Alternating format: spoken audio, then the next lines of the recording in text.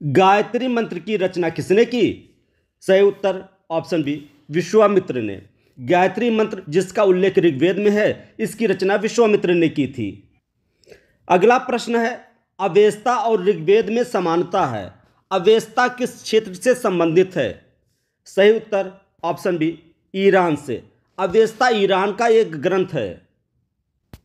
अगला प्रश्न है, आर्यों के आर्कटिक होम का सिद्धांत का पक्ष किसने लिया था? सही उत्तर है ऑप्शन डी बाल गंगाधर तिलक ने। बाल गंगाधर तिलक जी ने ही कहा था आर्य आर्कटिक अर्थात उत्तरी ध्रुव से आए थे। अगला प्रश्न है, ऋग्वेद में कितने सूक्त हैं? सही उत्तर है ऑप्शन डी 1028। ऋग्वेद में 1028 सूक्त हैं। ऋग्वेद सनातन धर्म अथवा हिंदू धर्म का स्रोत है। इसमें 1028 सूक्त हैं जिसमें देवताओं की स्तुतियां की गई हैं।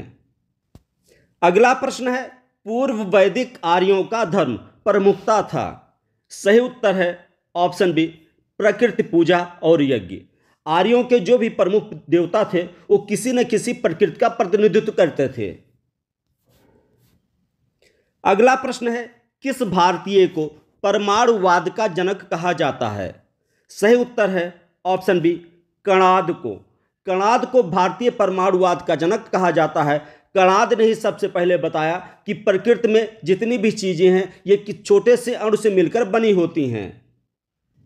अगला महत्वपूर्ण प्रश्न है, शतपथ ब्राह्मण से संबंधित राजा विदेथ माधव से संबंधित ऋषि थे। सही उत्तर है ऑप्शन डी गौतम रघुगण। अगला प्रश्न है, निम्नलिखित में से किस ग्रंथ को शतसहस्त्री संहिता के नाम से जाना जाता है? सही उत्तर है ऑप्शन ए महाभारत। महाभारत नामक ग्रंथ जो कौरवों और पांडवों के युद्ध पर आधारित था, इसका एक नाम शतसहस्त्री संहिता था। महाभारत का पहले नाम जय संहिता था। अगला महत्वपूर्ण प्रश्न है, सिंधु घाटी सभ्यता में घोड़े के अवशेष कहाँ मिले हैं? सही उत्तर है ऑप्शन ए सुरकोटड़ा में। सिंधु घाटी सभ्यता में घोड़े के अवशेष सुरकोटड़ा में मिले हैं। सुरकोटड़ा गुजरात के कच्छ जिले में स्थित एक महत्वपूर्ण पुरास्थल है। यहाँ घोड़े के अस्थि अवशेष प्राप्त हुए हैं, परंतु सामान्यतः ये माना जाता है कि हड़प्पा में या हड़प्पा संस्कृति में घोड़े के अस्तित्व को स्वीकार नहीं किया जाता है। अगला प्रश्न है, सिंधु घाटी स्थल में कालीबंगा किस प्रदेश में स्थित है?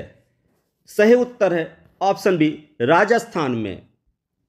कालीबंगा जिसका अर्थ होता है काली चूड़ियाँ, इसकी खोज 1952 में कमलानंद घोष ने की थी। यह राजस्थान के हनुमानगढ़ जिले में स्थित है जो घग्गर नदी के किनारे स्थित है।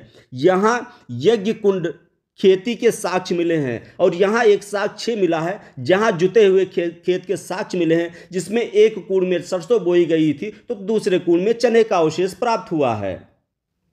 अगला प्रश्न है, निम्नलिखित में से किस पदार्थ का उपयोग हड़प्पा काल की मुद्राओं के निर्माण में मुख्य रूप से किया जाता था?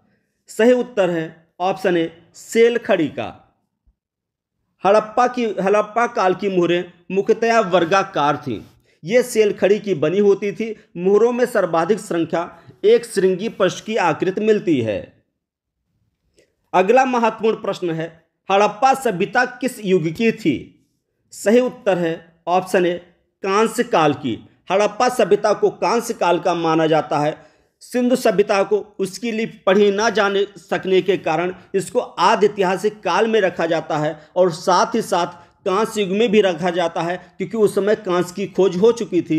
यानी कांस्य एक प्रकार की मिश्र धातु थी जिसको उस समय बना दिया गया था, इसलिए इसको कांस्य युग में रखा जाता है। और इसकी लिपि पढ़ी नहीं जा सकी थी, इसलिए इसको आदि ऐतिहासिक काल में भी रखा जाता है।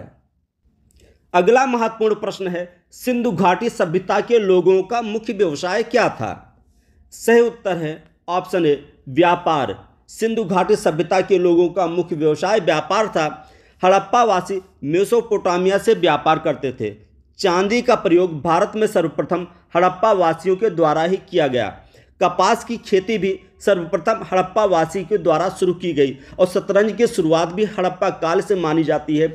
यहाँ कई प्रश्न महत्वपूर्ण हैं। पहला ये है, चांदी का प्रयोग भारत में सबसे पहले हड़प्पा सभ्यता में हुआ और साथ ही साथ कपास की खेती ये भी सबसे पहले भारत में शुरू हुई और ये हड़प्पा काल में ही शुरू हुई। शतरंज के खेल की शुरुआत